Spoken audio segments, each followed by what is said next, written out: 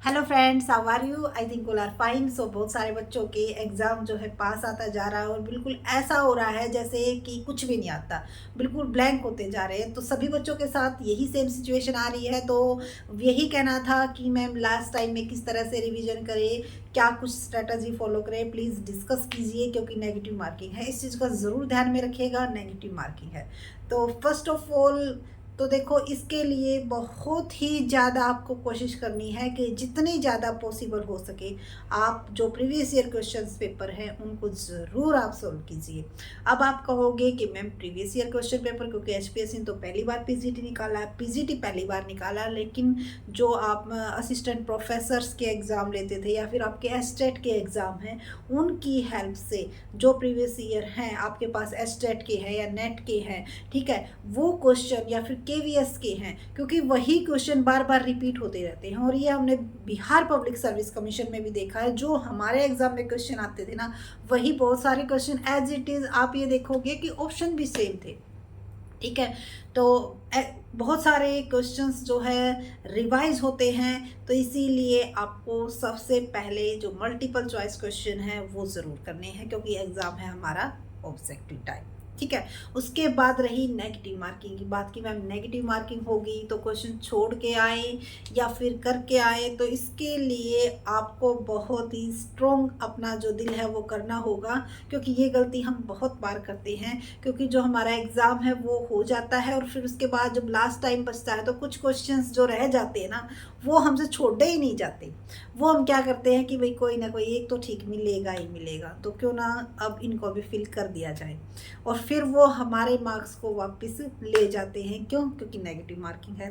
तो इस चीज़ का ज़रूर ध्यान में रखिएगा। जो आपको 100% श्योरिटी है, आपको आता है, तभी आप कीजिएगा। नेगेटिव मार्किंग है, तुक्का लगाने की कोशिश मत कीजिएगा। हाँ, कुछ बच्चे ऐसे होते हैं जिनके तुक्के सही लगते हैं भाई, हमारा तो लगता नहीं, तो इसीलिए हम उसी पॉइंट ऑफ व्यू से बता रहे हैं कि भाई तुक्के बहुत कम ही रेयर चांस है जो सबके सही लगे।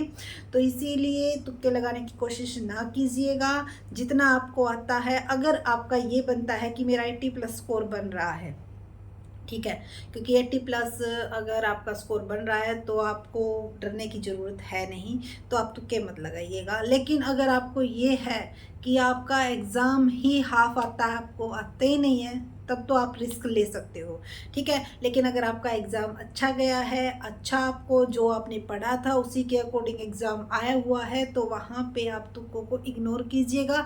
अगर 2-3 क्वेश्चन, 4-5 क्वेश्चन रहते, 10 क्वेश्चन भी रहते हैं, तो उनको आप छोड़ दीजिएगा, ठीक है। अपने जो दिल है उसको स्ट्रॉन्ग बनाइएगा और उनको छोड़ने की कोशिश कीजिएगा, नहीं तो वो आपको ले डूबेंगे, ठीक है। आपकी नैया जो है डूब जाएगी, ठीक है। अगर आपको अपनी नैया तैरानी है तो आपको अपना मन जो है स्ट्रॉन्ग बनाना होगा कि मुझे जो आता है मैं सिर्फ वही करूँगी, क्योंकि मैंने अपनी तरफ से 100% तैयारी कर ली है, ठीक है।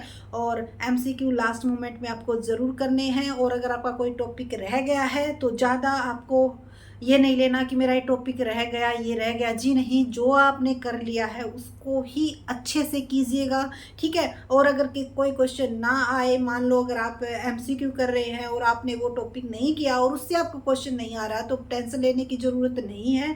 क्योंकि ज़्यादा करने के चक्कर में अब आप जो है, जो आपने किया है उसको भी आप खो दोगे, ठीक है। तो जो आपने किया है उसको और स्ट्रॉन्ग बनाइएगा, ताकि जिस टॉपिक में जो भी आपने यानी कि सब्जेक्ट्स का जो एरिया कवर किया है, या फिर आपने जो है पेडागोजी का किया है, या फिर आपने हरियाणा जीके की है, रीजनिंग की है, तो कम से कम जो सिलेबस में मेंशन था उसको आप और स्ट्रॉन्ग करने की कोशिश कीजिएगा, ताकि जो आपको आता है, जो कॉन्सेप्ट बेस्ड लर्निंग है, कम से कम उसमें से गलत ना हो। और ये मैंने पहले भी बताया था, और जो भी मैंने वीडियो डाली है वो सारी की सारी कॉन्सेप्ट बेस्ड लर्निंग पे फोकस थी। क्योंकि अगर आपका कॉन्सेप्ट क्लियर है तो कहीं से भी क्वेश्चन आ जाए आप गलत नहीं करोगे। और जो बच्चे हमसे जुड़े हुए हैं उनको पता भी होगा कि हमारे यहाँ पे कैसी टीचिंग करवाई जाती है, ठीक है।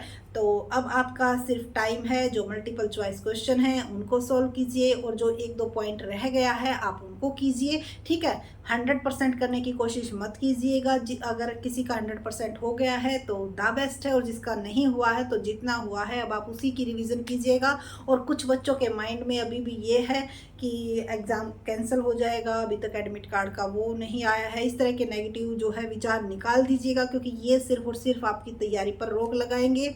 और जो बच्चे ये सोच रहे हैं कि मैंने तो अभी तो कुछ नहीं किया है, अब 4-5 दिन में मैं क्या कर पाऊँगा, तो अगर आप ये सोचते रह जाएंगे तो ये 4-5 दिन भी ऐसे चले जाएंगे, आपको पता ही नहीं चलेगा।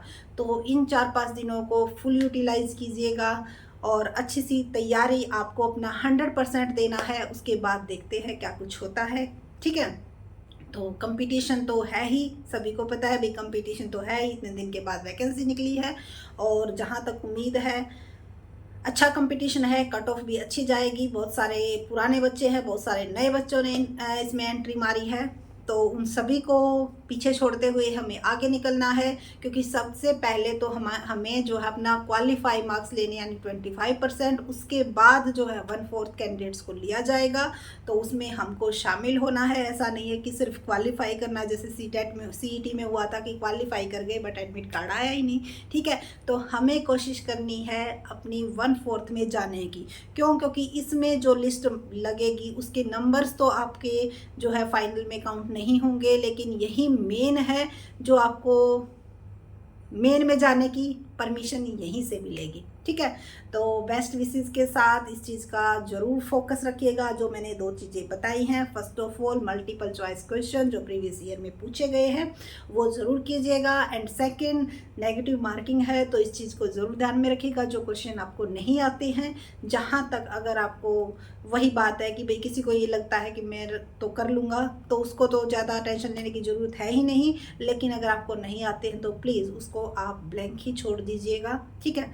या फिर 5th ऑप्शन गिवन हो तो वो फिल कीजिएगा। अभी तक जो है इस चीज़ के बारे में कंफर्म नहीं हो पाया है कि ऑप्शन फिल, क्योंकि कई एग्जाम में क्या होता है, जो अब सीईटी का था मतलब आपको छोड़ के नहीं आना, 5th ऑप्शन फिल करना है, तो अगर ऐसा ऑप्शन होगा तो आप वो फिल कीजिएगा, ठीक है। उससे आपके मार्क्स नहीं कटेंगे।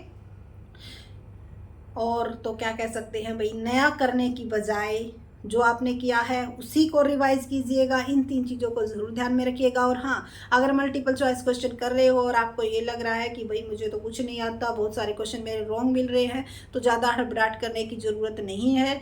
जिस कॉन्सेप्ट आपने किया है उसको दोबारा से रिवाइज कीजिएगा कि कहाँ कमी रह गई है, क्योंकि अभी 4-5 दिन है आपके पास, ठीक है। ऐसा नहीं है कि अभी बिल्कुल टाइम ही नहीं है, जी नहीं, अभी टाइम है। जो आपने किया है, जो आपने नोट्स प्रिपेयर किए हैं, उनको दोबारा से अच्छे से रिवाइज कीजिएगा कि कहाँ कमी रह गई, क्या मैंने ये छोड़ दिया था या फिर मेरा ये कॉन्सेप्ट रह गया था, ठीक है। तो जो कॉन्सेप्ट आपको करना है वो अच्छे से करना है। कोई भी ये नहीं करना कि आप फुल करने के चक्कर में, 100% करने के चक्कर में आप कहीं के भी नहीं रहोगे। इस चीज़ को ज़रूर ध्यान में रखिएगा। जो करो अच्छे से करो, रह गया उसकी टेंशन छोड़ो, क्योंकि उसकी टेंशन में जो आपने किया है वो भी चला जाएगा। और जो बच्चे ये सोच रहे हैं कि मैम बिल्कुल ब्लैंक होता जा रहा है, जितना एग्ज़ाम पास आ रहा है ऐसा लग रहा है कि सब कुछ साफ़ हो गया, तो ये अकेला आपके साथ नहीं, सभी के साथ ऐसा ही होता है। ये एग्ज़ाम की जो हड़बड़ाहट है उसमें ऐसा ही लगता है कि जैसे मैंने अभी तक कुछ किया ही नहीं है, ठीक है। बस ये मान के चलो कि मैंने अभी तक अच्छी तैयारी की है, और अब जो 4-5 दिन मुझे मिल रहे हैं इनमें मुझे और भी अच्छी करनी है, ठीक है। और अपनी तैयारी अपना 100% देने की कोशिश कीजिएगा, तो ज़रूर आप सक्सेसफुल होगे। So best wishes in advance for me, and आप मुझे भी बेस्ट विशेस ज़रूर दीजिएगा, ताकि क्योंकि एग्ज़ाम तो हमें भी देना है। तो जहाँ पे सेंटर आएगा ज़रूर बताया जाएगा। कई सारे बच्चे कह रहे थे कि मैम सेंटर ज़रूर बताना, कहाँ पे आएगा, तो सेंटर ज़रूर बताया जाएगा ताकि जिन फ्रेंड से मिलना हो मिल सके, ठीक है। तो यही था। नेगेटिव मार्किंग को एक साइड छोड़ दीजिए। सिर्फ और सिर्फ ये माइंड में मत रखिए नेगेटिव मार्किंग है, नेगेटिव मार्किंग पता नहीं क्या होगा। जो होगा वो सभी के साथ होगा, सभी का पेपर सेम आएगा, सभी का पेपर पैटर्न सेम होगा, सभी को नेगेटिव मार्किंग है, सभी ने अच्छी तैयारी कर रखी है, सभी अच्छा स्कोर लेंगे, हम तो यही मान रहे हैं। So thank you so much. Video अच्छी लगी लाइक कीजिए, चैनल को सब्सक्राइब कीजिए, और अगर कोई भी डाउट है तो आप कमेंट सेक्शन में पूछिए। Thank you.